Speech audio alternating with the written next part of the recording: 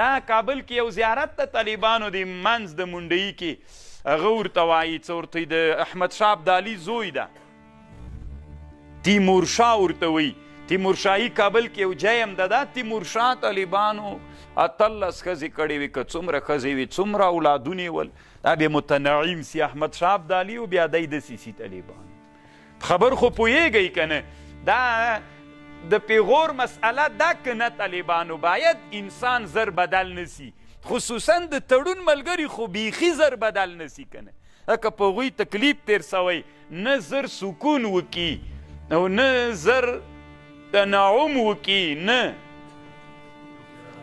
انفراد بالمجد وکي یو شکریان کله کله کې پیدا کیږي طالبانو که نه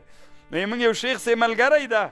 نو هغه بیا وی د شکریان دی په کور کینی وظیفه نسی کولی که نه خوشکه ورځي نو چې خوشکه درځي نو ملت سره به څوک هم نه کوي خوشکه به نه ورسره کوي څه پلار خو یې نه یې که نه نو خو خبره حق در باندې ده ته چې وزیر سوی څه اسمان یې کړي ما خدمت به کوې خدمت به مې کوې نو خوشکې ولې کوې چې شکر نیولی کور کې کښېنه وزیران کم دي څه قحط الرجال راغلی ده نو طالبانو دې ته مون فکر وي نو دا د حکومت طبیعي عمر سو فاذا جاء اجلهم لا یستأخرون ساعة ولا یستقدمون دا د چا خبره سوله ابن خلدون دا آیات هم دلیل راوړی نو حکومت اوس مثلا مونږ او تاسې ته الله دا بادشاهي راکړې ده دا حکومت د چا د پلار ده که د نیکه ده که د ټول افغانانو حق ده حق یې ده که نه خیر ده خو تاسې مشران کړي ټول خو څوک کېدلی نسی اوس دغه حکومت باید طبیعي عمر څومره وکړي 100 کاله نو چې 100 کاله عمر کوي اول مو مشرانو ته دا د انفراد بالمجد پرېږدئ انفراد بالمجد مه کوئ انفراد بالمجد په اوله پیړۍ کې حکومت وزني یو خبر باندې مې پوی کړي ځکه دا سبقونه یو تر بله تړاو لري دا څوم سبق ده نن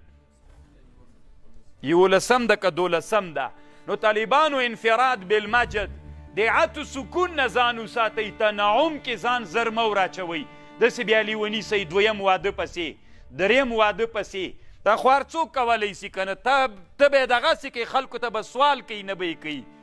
نو دا خو هر څوک کولی سي طالبانو که نه نو چې کله په دې مرضونو حکومت اخته سو بیا څنګه کیږي او دا حکومت د ټول امت مسلمه دپاره څوک ده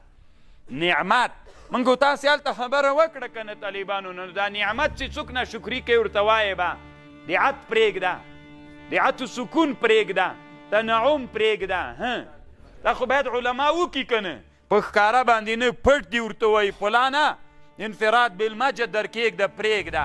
دعت سکون در کېږده پرېږده تنعم در کېږده پرېږده نو بس دا چې پرېږدي هغې ته دا د علماو حق ده که نه دا داسې سو لکه مرض نه چې وساتي پرهیز وکړه ډاکټر ته به ورځې که نه به ورځې نو ډاکټر ته به وایي چې دا مریض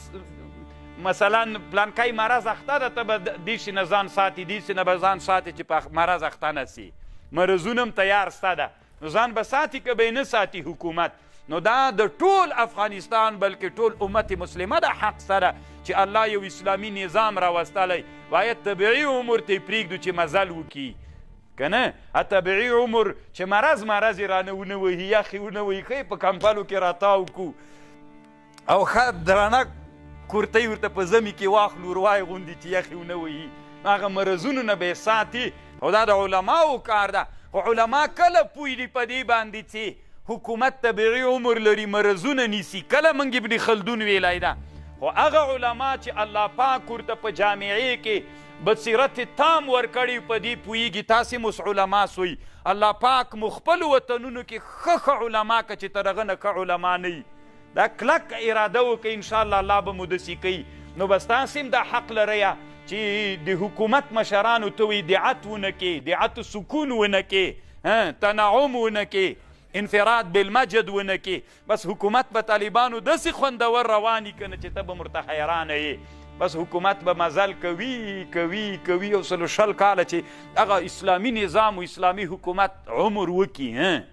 د 100 کالو کې به موږ څومره پرمختګ علمي وکړو صنعتي به وکړو تجارتي به وکړو تر حد نه ډېر یو سلو شل کلونو کې به طالبانو اندلس ته بیرته اسلام خپور سي کاش که یو سلو شل کاله خو څه وړکی عمر ده چې انسانان د پرمختګ حالت کې روان وي مخته ځي بیا په دغه زمانه کې چې تیار خلک مخته تللي دي موږ ډېر زر مزل کولی سو نو الله عز وجل دیو کې او دا نعمت ده نعمت چې څوک قرآني ناشکري کوي ورته وایي به که نه من رأى منکم منکرا فلیغیره بیده په لاس یې تغییر که ته څه کوې د پلار دی ده که د نیکه دی ده د دې چې باندې ته مقرر سوی ولې تا د پلارو د نیکه وله نه چې د نیکه دی نه وله سم څه که نه حق نه لرو طالبانو بالکل یې لرو ښه